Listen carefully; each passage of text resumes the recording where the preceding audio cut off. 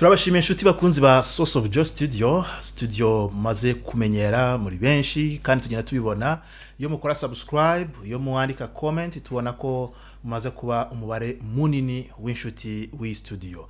Ndabashimira cyane abahanzi amakorari mwaganye Source of Joy studio yo Chorale Béthel. Nkuko twabyemeje twatangiye urugendo rwo gushakisha ibintu byose byabafasha mu buryo bw'umwuka ubumenyi busanzwe ariko by'umwihariko mu ndirimbo mu miririmbire. Mwabonye ko twabitangiye, mwabonye ko twatumye gushize mwarimu muri muzika ni Josue kandi ntekereza ko yafashije byinshi cyane. Uyu munsi rero nabwo nkuko mubibona kuri kamera zacu twabazaniye umutumirwa, ni umuramyi, ni umuririmbyi muri chorale ariko kandi agafite n'indirimbo aririmba ari wenyine. Reka tubanze dusenga Imana kugira ngo twinjire mu kiganiro neza nta birantega ahubwo twasenze Imana, twashyize Imana imbere. Reka nsabe Leopold regeraho mikoro gakeya maze usenga Imana kugira ngo abantu turi kumwe nabo barushaho kugira umugisha. Mana turagushimiye, icyubahiro ni kibi cyawe. Mu izina rya Yesu tugushimiye umwanya uduhaye, umwanya wo kukuramya, umwanya wo kongera kwatura ibyiringiro byacu, twongera tukavuga gukomera kwawe, tukavuga imirimo yawe ukorera mu bantu bakubaha, uhimbazwe cyane. Tugushimiye umwanya, tugushimiye kubw'umushyitsi uduhaye, tugushimiye kubw'abakurikiye ikiganiro. Icyubahiro ni kibi cyawe. Ngaho umugisha umuntu wese ufashe umwanya, umugisha twebwe abari gukora iki kiganiro, buri muntu wese akorweho, buri muntu wese yumve icyo umwuka wera aganira nawe. Urakoze cyane kubanye na buri muntu wese ugiye kugira icyo avugira kuri izi kamera, ndetse ugiye kugira n'icyo atangaza. Mwami, byose bibereho kugushimisha mu izina rya Yesu. Amen. Arakoze cyane Leopold, ari nawe kandi nyiri studio. Ngero ndi Emmanuel Ntakirutimana, turi kubana twabanye mu biganiro bitambutse ariko kandi tuzanakomeza no kubana mu biganiro biri imbere. Murabibona rero ntabwo turi twenyine ahubwo turi kumwe n'umutumirwa n'umushyitsi kuri mwe, ariko ntabwo ari umushyitsi hano kuko yakoreye n'ibihangano byinshi bitandukanye. Mwakwibwira abadukurikiye. Murakoze cyane. Amazina yanjye nitwa Tuyisenge Innocent, ndi umukristo, nkaba n'umusore, mbarizwa mu itorero rya ADPR, ndirimba mu matsinda abiri, Chorale Béthel Gisenyi na Chorale Shalom hano i Kigali, nkaba ndi n'umuhanzi. Okay. Ubwo aririmba mu byiciro bitatu. Chorale Béthel, Chorale Shalom ndetse na ubwe ari wenyine. Ariko ntago ari wenyine bishyitse gusa, ahubwo ari kumwe na Kristo. Amen. Kumwe na Kristo kuko ibi bintu byacu ni by'umwuka. Amen. Iby'umwuka bisa ngo tubane n'umwuka wera, tubane n'Imana, tubane na Yesu Kristo. Mwamubyumvise rero n'umusore muri iki gihe turi gukora, nkunda kubivuga, muzanabireba, ushobora kuba ufunga iki kiganiro yenda nyuma y'imyaka 3 gikozwe cyangwa 4 cyangwa 5, aho yarabaye umugabo, ariko iki gihe twagikoraga n'umusore uyu Innocent. Innocent rero tuguhaye ikaze, wumve wisanzure muri no studio, ariko kandi turashaka noneho kwinjana nka Innocent umuririmbyi. Ariko muri Chorale Shalom hari Nyarugenge nta ndirimbo ujutera kugira ngo abantu bakuzi muri Shalom nako bamenye ati kumbi ni wawundi utera hahandi nta hantu ujutera. Harahari hatereho gato ya yewe Nyabihanga, nubwo wabanje kuba mubiyo ariko wawumanuwe n'amaraso ya Yesu. Ufite inyota y'ibyaha, iyo akugezeho ishira ubwo. Ufite inyota y'ibyaha, iyo akugezeho ishira ubwo. Yewe Nyabihanga, nubwo wabanje kuba mubi cyane ariko umunsi wa none warahumanutse. Ufite inyota y'ibyaha, iyo akugezeho ishira ubwo.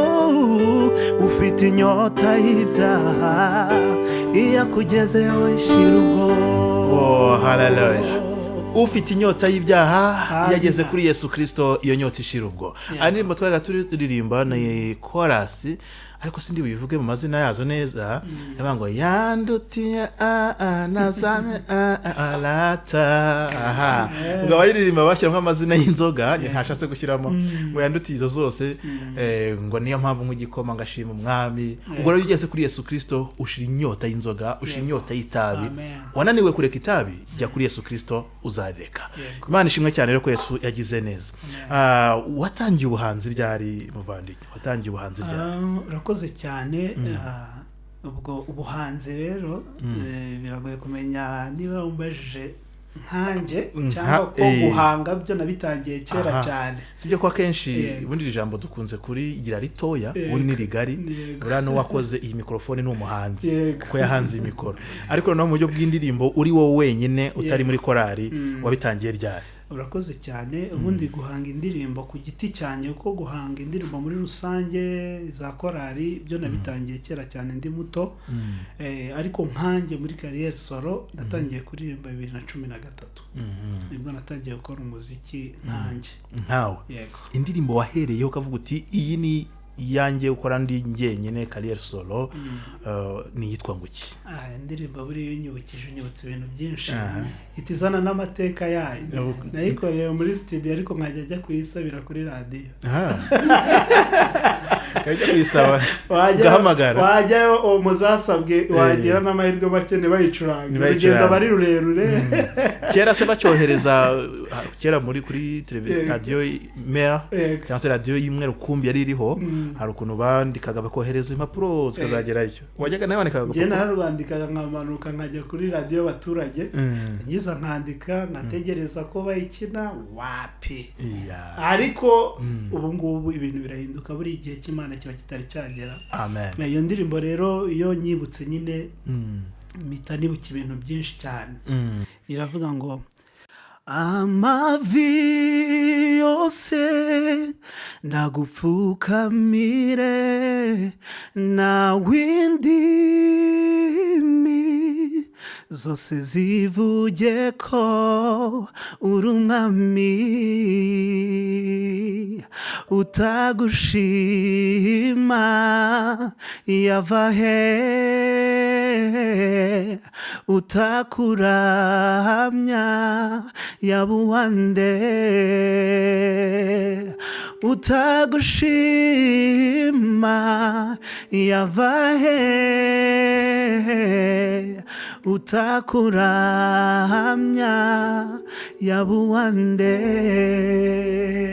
amen waruvuze ngo ifite amateka ifite ahe mateka bikoraho gato cyane urakoze cyane ubundi gutangira umuziki kuririmba nkawe ku giti cyawe biragorana burya abantu babarizwa mu ministeri cyangwa ama groupe y'amakorali biba byoroshye kuririmba kuko korali itegura igikorwa ikagushyira hari ukaririmba urumva biba byoroshye umusada wawe nukuza ukaririmba ari gufatanyije n'abandi bantu amateka rero adasanzwe navuga indirimbo ifite ni amateka y'urugendo nyine rwo gutangira umuziki kuko urumva ni indirimbo nahereyeho studio nayikoreyemo ntabwo ari nk'ingi muri kubona ahangaha kuko ndabyibuka mikrofone yari kuri raclette igiti cya raclette niyo yari iziritseho urumva rero gutekereza ko indirimbo iririmbi wawe izasohoka ikajya kuri radio rwa rugendo rukomeye cyane asanga ari impamvu bayikwimaga yari nziza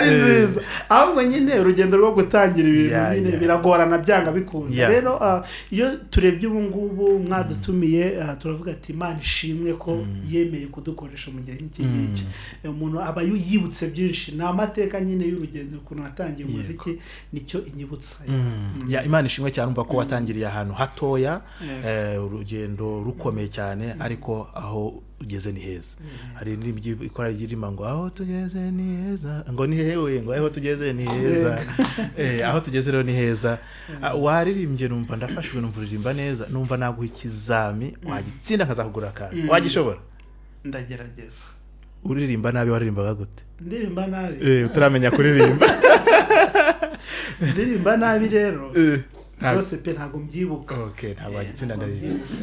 Abahanzi benshi bamaze kumenya kuririmba neza kugira ngo arongere arimbe nkuko arimbaga byamugora. Ariko Imana ishimwe ko wateye intambwe kuje kugufasha. Imana ihabwe icyubahiro. Ukomeje urugendo noneho ugize indirimbo runaka uzana muri studio kwa Léopold, nagira ngo ufatemo nibura nk'ebyiri. Birumvikana turahera ku ya mbere. Turi imbeho twumve bya bihe wagiriye hano muri studio kwa Léopold nabyo.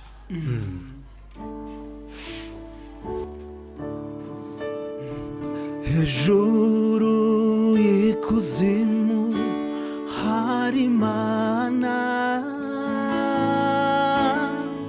hejuru y'isi n'ijuru hari Imana, hejuru y'ibibazo ndetse n'amakuba hari imbaraga z'Imana, hari imbaraga z'Imana, hari imbaraga z'Imana,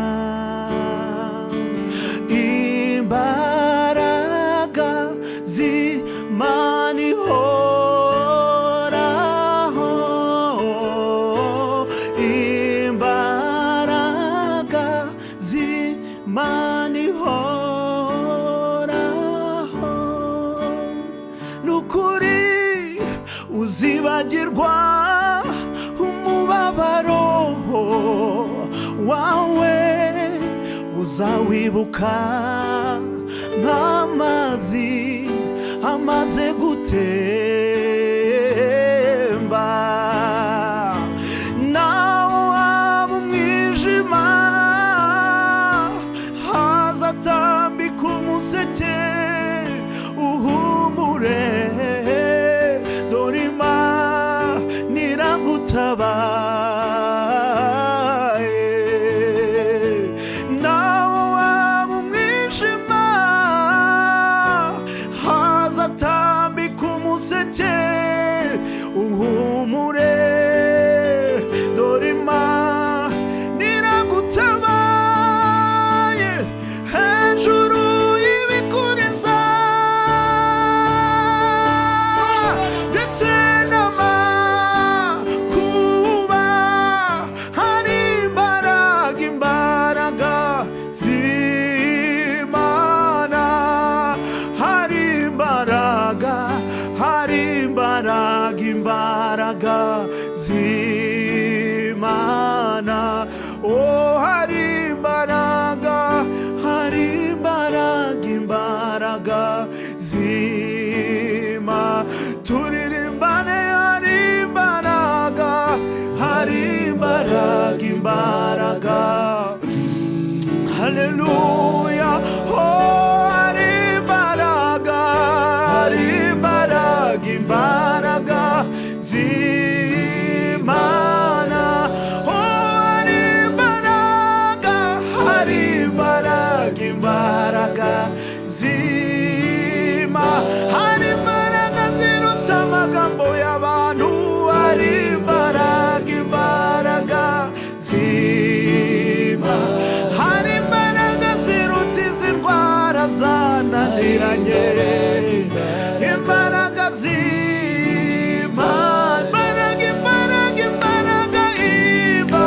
imbaraga z'Imana ihoraho, imbaraga z'Imana ihoraho,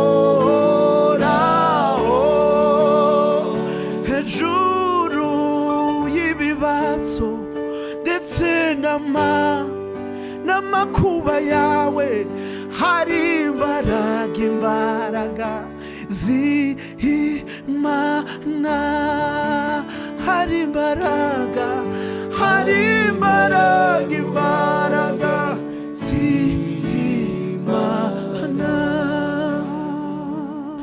mana ndagushimiye ko uri Imana y'inyembaraga, hejuru y'amagambo y'abantu, hejuru y'ibidashoboka kuba, hejuru y'ikuzimu ndetse hejuru y'indwara zananiye abaganga, aho abaganga bavuga ngo ntibigishoboka, weho ubishoboye, aho bakubwira ngo ntuzabona akazi nta kizimarira, weho urabishoboye, utanga imibereho abantu bakagira icyo bamara.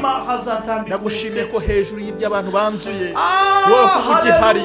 Oh haleluya, hejuru y'ibyo abantu bashyizeho akadomo hari izindi mbaraga zikomeye, hari imbaraga z'Imana, izo mbaraga twarazibohoye. Abadukurikiye nabo hari imbaraga bagiye babona mu buzima bwabo butandukanye, hari ababyeyi wahaye abana babona bidashoboka nyuma y'imyaka myinshi, abaganga bavuga ko bitanashoboka ariko urubyaro, hari abari bafite kwiheba yuko batazabona imiryango ariko bubakiye ingo. Mana ndagushimiye ko hari imbaraga mu Mana, hari imbaraga ziheje ibintu byose. Uhabwe icyubahiro data mu izina rya Yesu, amen, amen. Mana ishimwe cyane, Mana ishimwe cyane. Mana iguhe umugisha muvandimwe, nawe ndafashijwe. Ongera uririmbe indirimbo ya kabiri.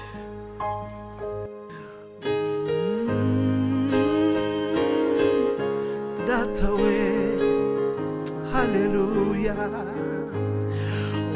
watubereye ubwugamo Yesu, ntitwabona uko tubivuga. Watubereye ubwugamo Yesu we, ntitwabona uko tubisobanura. Watubereye ubwugamo Yesu we, ntitwabona uko tubivuga. Eza yonde yo protege kibiso tuzomona tinate yakoloba yango. Eza yonde yo protege kibiso tuzomona tinate yakoloba yango. Imvura yaraguye n'imivira temba ntibyatembana ubuzima bwacu. Imvura yaraguye tuyibonesha amaso ntiyatembanye ubuzima bwacu. Imvura yaraguye n'imivira temba ntibyatembana ubuzima bwacu. Nagerageje kuvuga ibyo gukomera kwawe, byandika neza mbyitondeye, ariko nabyo nasanze bidahagije kuvuga gukomera kwawe. Abamarayika nibagushime, ibizima bine bikuramye, naho umwana w'umuntu we nabuze amagambo yasobanura ibyo kwera kwawe. Uhimbazwe, usingizwe, gitare wabaye mu ruhande rwacu. Uhimbazwe, usingizwe, gitare wabaye mu ruhande rwacu. Watubereye ubwugamo Yesu we, ntitwabona uko tubivuga. Watubereye, watubereye, watubereye ubwugamo. Watubereye, watubereye, watubereye ubwugamo. Ayiwe watubereye, watubereye, watubereye ubwugamo.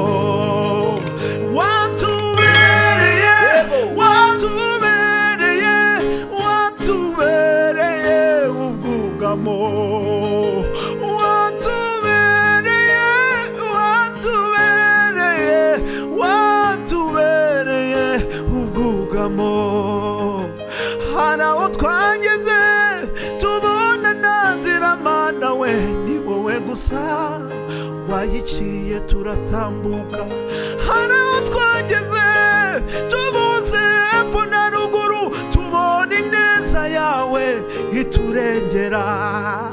Hari aho twageze amaboko y'abana arananirwa, ariko yawe data we ntazananirwa watubereye watubereye watubereye ubwugamo watubereye watubereye papa watubereye ubwugamo watubereye watubereye watubereye ubwugamo watubereye watubereye watubereye ubwugamo imfubyi wazibereye wazibereye wazibereye ababyeyi abapfakazi wababereye wababereye wababereye umuryango baba watubereye mana we watubereye watubereye watubereye watubereye ubwugamo Mana ushimwe ntabwo umeze nk'abandi nukuri Mana ushimwe kuko watubereye ubwugamo hari abantu bashaka kutabishyikira ariko watubereye ubwugamo ababizi barabizi ko wabereye ubwugamo wababereye ubwugamo Imana hari umuntu wabizi ko ataziga ariko hakwiga mu buryo atakekaga ubona bamubereye ubwugamo hari benshi abapfakazi barinze gukorwa n'isoni baba hafi bahagararaho abari bitwa batagira wabagize abafite wababereye ubwugamo Mana ndagushimiye igihugu cyacu wakibereye ubwugamo waradutabaye dukura mu icuraburindi Mana watubereye ubwugamo aho abakomeye bananiwe watubereye ubwugamo shimushyirwe aho imbaraga zacu zananiwe watubereye imbaraga watubereye turakunezerewe cyane waduhaye amazi mu butayu utembesha amazi mu gihugu cyumye gikakaye mu mpinga z'imisozi wahavugunuye amasoko warakoze haleluya sifa ni zako Baba turagushimye data amen urakoze amen amen amen ya Imana iguhe umugisha ndumva mfashijwe nanjye kandi zira ko nawe udukurikiye wafashijwe cyane nukuri Imana yatubereye ubwugamo ntukibagirwe ko Imana yakubereye ubwugamo ntukibagirwe ko yagukuye hahandi ntukarebe gusa kujya utarageraho ahubwo ujye uhanga amaso ku byo Imana yagukoreye bizajya bituma ubona ishimwe nawe Imana iguhe umugisha izi ndirimbo mu by'ukuri umuntu yazibona he handi bitarangiriye ahangaha yazibona he hashatse gukomeza gufashwa no kukuramya n'aya magambo akubiyemo yazibona he handi murakoze cyane indirimbo zanjye nk'uko mbajije mfite social media nkoresha cyangwa se imbuga nkoranyambaga nkoresha YouTube channel yanjye yitwa Innocent Tuyisenge Gospel Innocent Tuyisenge Gospel aho niho ngerageza gushyira indirimbo zanjye ni nyinshi cyane ngera mu ndirimbo 8 rero wajyaho ugakora subscribe ukajya ubona indirimbo byihuse nankoresha Instagram naho nitwa Innocent Tuyisenge na Facebook yego nibyo mujyeho mu mushyigikire kandi mujye mubona n'ibihangano bye ndahamya ko ufashijwe n'ibindi bizaza bizagufasha Tuyisenge izindi zimwe mu ndirimbo wakoreye muri no studio yego ni zimwe mu ndirimbo wakoreye muri no studio umaze kuhakora indirimbo zingana cy'ubundi maze kuhakorera indirimbo 4 kandi izindi ziracyaza cyane kuki wahisemo rero Paul ma producer bose niki cyagukuruye kuza hano murakoze cyane ngiye ikintu cya mbere cyatumye nza kwa Leopold na Leopold ari umukristo Leopold yanyereye imbuto yego mu producer nagiye nkorana nabo ari mu bantu banyereye imbuto ikintu nakurikiye cya mbere no bukristo afite yego ikindi cya kabiri ni umwe mu bantu bagerageza kumva umuririmbyi kuko ni dirija afite ukuntu yunganirana kandi burya Imana ashyize ikintu bita ubudasa icyo kintu rero nacyo cyatumye nifuza gukorana nayo indirimbo akaza akayinkorera nka producer cyakoze nari kuza wenda hari bikarangiriraho ariko ntabwo byarangiriye aho. Impamvu rero ni indirimbo watubereye ubwugamo, ni indirimbo nahereyeho nkorera muri studio, ni indirimbo ifite ikintu ivuze mu muziki wanjye, ko navuga ko niyo ndirimbo namenyekanyeho, nayikoreye muri studio. Rero ikintu rero cyatumye mpakuwanda cya mbere, ashobora kuba nagiye ku byuma bwa mbere ntabwo yarabizi, ariko Leopold nkikoreye indirimbo turi kuri mikrofone hariya mbere ntabwo twabaga tutari twajya kuri mikrofone, ariko gukora kuri piano.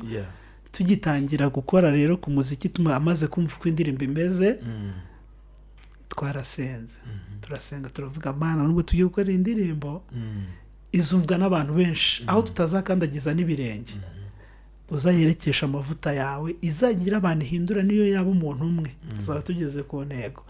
Icyo kintu cyaranshimishije. Hari abaproducer benshi ushobora kugeraho ukabona nyine twagiye kiramo umuziki, amafaranga arahari, indirimbo tugenda, ariko ubona ko we agerageza kurenga kuba yakora nk'umuziki bisanzwe, ahubwo akareba akaba n'umuvugabutumwa, agufasha kuvuga ubwo butumwa. Yego, nicyo kintu cyatumye ngira inspiration gukomeza kubana nawe, kandi mu by'ukuri pe dukorana neza. N'indirimbo nakoreye hanga nanjye ndazumva nkumva zifite ubuzima. Yego, ayo nigeze gusanga muri gukora, abantu bashonje bahishiwe, nagaseke gapfundikiye, bashonje bahishiwe, biri imbere rwose, biracyaza. Ni mpamvu ukore subscribe, niba shyiraho kuri YouTube channel nko yabivuze, uzahite uyibona. Ni byiza cyane. Indirimbo zawe mu guhanga ukunda kwibanda ku cyubundi? Urakoze cyane. Mu guhanga kwanjye ntabwo njya nkunda kugira amarangamutima, ko ahanini hari igihe tuba turi mu mahoro nkumva indirimbo ijemo n'indirimbo y'intambara yo kurwana intambara. Icyo gihe rero ntabwo ndwana n'umutima ngo mvuge ati ubwo turi mu mahoro ntabwo ndi buririmbe indirimbo. Nkunda kumva inspiration yinjemo nkayiha agaciro, ku buryo nk'ubu ngubu turi muri covid nshobora kuririmba indirimbo ivuga ngo Mana watubereye ubwugamo, cyangwa se uzakora n'ibindi hejuru y'imbaraga z'abantu, imbaraga z'Imana, nubwo bimeze utera imbaraga z'Imana. Ikintu rero ngiye nkunda kwibandaho ahanini, nkunda kumvira umwuka, icyo ni cya mbere. Ikindi message Imana impaye niyo ntanga, ariko bikava kuri source yo gusoma ijambo ry'Imana, ko niho hava isoko idakama nziza kandi ivura abantu, ikamara inyota. Ikindi nkabyongeraho no gusenga. Amen. Ubwo rero ubutumwa Imana impaye akaba ari bwo ntanga. Yego. Ugeze uvuga ko mu ndirimbo mwakore hano bwa mbere mwabanje murasenga, ngo uzayishyigikire, uzayiherekeze, ntihagira umuntu uhinduka, tuzatugeze ku ntego. Iyo ukurikiranye indirimbo zawe, hari abantu wamenye zahinduye cyangwa se zakomeje ku buryo twavuga ko ari umusaruro mu buryo bw'umwuka wamaze kubona? Yego, urakoze cyane. Icyo ni ikibazo cyiza. Ubundi abahanzi turavunika kuko dukora twenyine, kandi umuntu akishakamo imbaraga wenyine.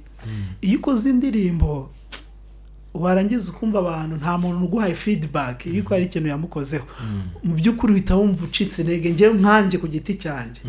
Ariko iyo indirimbo njye hinduye umuntu, nkumva umuntu amaye nk'iyo feedback, bitanumva nezerewe. Ikintu cya mbere rero si ukuvuga ngo noneho ngo hanze amahirwe njya ngira.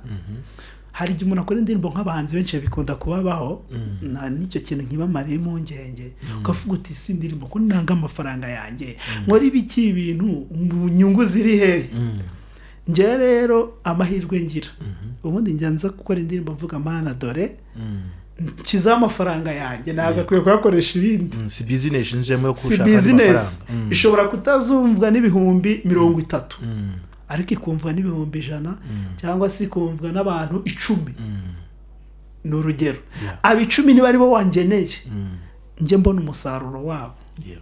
Ibyo rero ku giti cyanjye nkigera muri studio, icyo kinezeza nuko nzana indirimbo nkumva producer we arambwiye ati ndafashijwe, tayari aho ngaho mpita mvuga ati intego y'indirimbo ushobora gusanga ari n'umuproducer nari nyizaniye kuko nawe Imana ishaka kuganiriza yego ariko birenze aho ngaho nagiye mbona abantu bama feedback benshi cyane hanze y'u Rwanda mu Rwanda bambwira ati Imana umugisha indirimbo yaramfashije yaminduriye ubuzima nari nihebye inyongera ubuzima ndikumva ubu ngubu nkomeye ibyo mpita mvuga ati Imana ishimwe rero feedback ndazibona kandi mbona abantu benshi bahindurwa n'izo ndirimbo yego wumva icyerekezo cyawe ubundi uri kugana hehe wumva uri icyerekezo ufite imbere yawe hari hazaza iki yego akoze cyane buryo umuntu wese aba yifuza gutera imbere akagera ku rwego rukomeye cyane ariko ngiye intego yanjye mfite kuko mbara yuko byari byose mu isi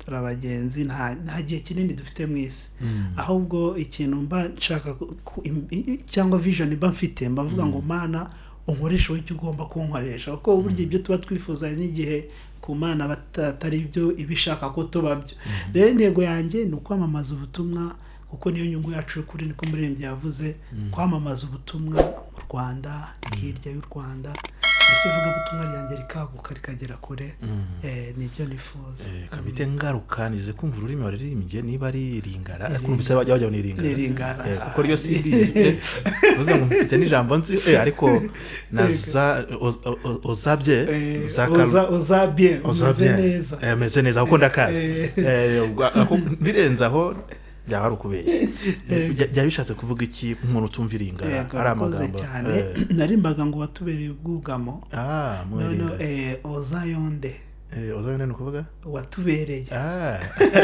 nijyo nasubiyemo ariko muringara ozayonde uproteja kibiso toza noneho iringana ubusanzwe urizi ndagerageza ni gato ariko ribagwa nyine baba turabaturanyi ba Kongo ari gihe ufata nyine nk'indirimbo ukayitranslatinga muringana kugira nabo inabafashe nabo bayumva bagira ikintu bumva byiza cyane nari mbihereye ko aruvuze ko ufite intego yo gukomeza no hanze ubutumwa bakagera no hanze y'u Rwanda arizo rero batangiye guhimba zo mu cyongereza giswahili mfite igiswahili ndagifite ariko natangira gukora mu cyongereza ariko nabyo tuzabikora ariko igiswahili cyo ndagifite n'ikinyarwanda yego dusoza rero n'ubundi baza gukoraho ku giswahili ho gato cyane kugira ngo n'abakongomani bari hariya bazareba ino link ntibazatahire ozayonde uzatahire ringara gusa niyo giswahili nibafasheho gato ntasimwa kuza kuyirangiza mbere yuko rero uza kuyiririmba nuhe butumwa haba abantu kugira ngo tunasose amurakoze cyane ubutumwa njya nkunda gutanga ahantu hose ngeze ndavuga ngo abantu mujye muhindurwa n'ibyo turirimba bibabera ubuzima kuko kuba naje ahangaha n'ahandi nzajya intego yanjye ni uko ndirimba nkavuga ngo hejuru y'ibikuriza hari imbaraga z'Imana ujye ubyumva nk'ubuhanuzi nge nicyo kintu cya mbere mba ndifuza ubutumwa ntawe n'ubundi butumwa njya ngira si byo kubwira abantu ngo muhindurwe n'ibyo turirimba bagirire akamaro nibajyane muri mudu hari igihe umuntu ashobora kubona akamubaze ko nabonye wari wafashijwe bitaka kubwira ati banakunze ukuntu wari wambaye ni afro yawe wari kudunda nkabona rwose nkumva ndafashijwe bibaho cyane ariko si ibyo tuba ndifuza ko ibintu ndirimba nkavuga ihumure wakira iryo humure yego Imana ishimwe cyane rero ririmbaho kantu gato kuri yanjye Kiswahili noneho dusoza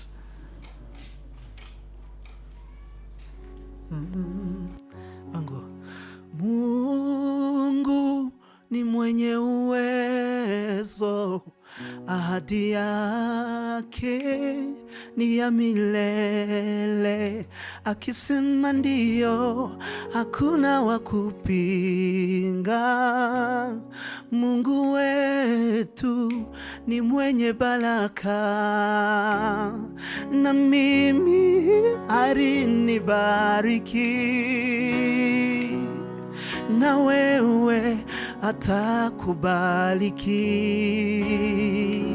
Yonde ubunde lake bana ya Israeli na maboko ya Farao. Ni nini na pesa yonazongise yose mapamboli esonga ipainayo.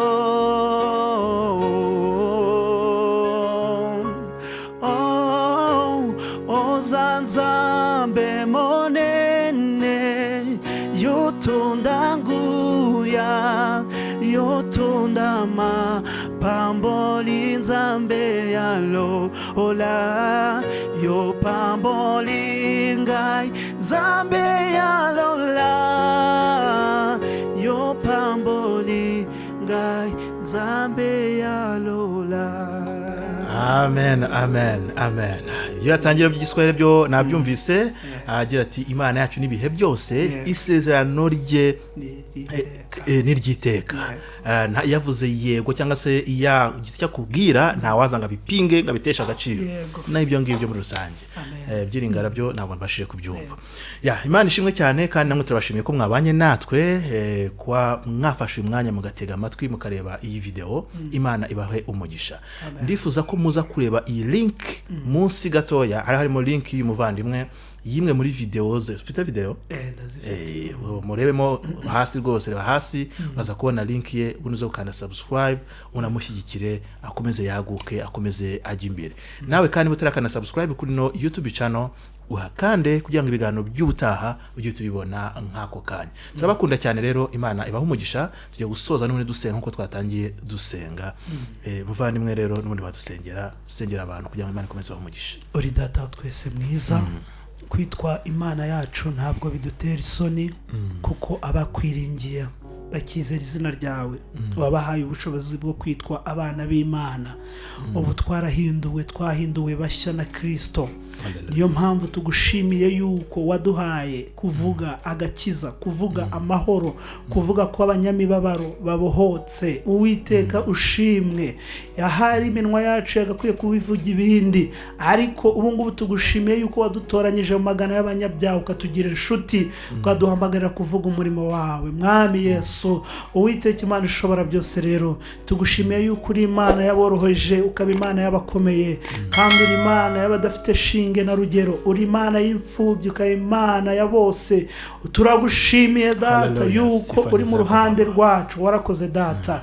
Ngaho Uwiteka Imana ishobora byose, rero nsabiye umugisha aba bantu bakurikiranye ikiganiro, reka imitima yabo ihemburwe. Reka Mwami Yesu Kristo uyu muntu wateze umwanya akumva ahindurwe n'ibyo tuvuze aka kanya, umuha umugisha w'amajya n'amaza. Uwiteka Imana ishobora byose, dusengeye iyi studio Mwami komeza uyigira isoko y'ibyishimo. Reka ibihimbano bizajya biva ahangaha bijye bihembura benshi. Dusengeye producer kugira ngo umwagure muri byose.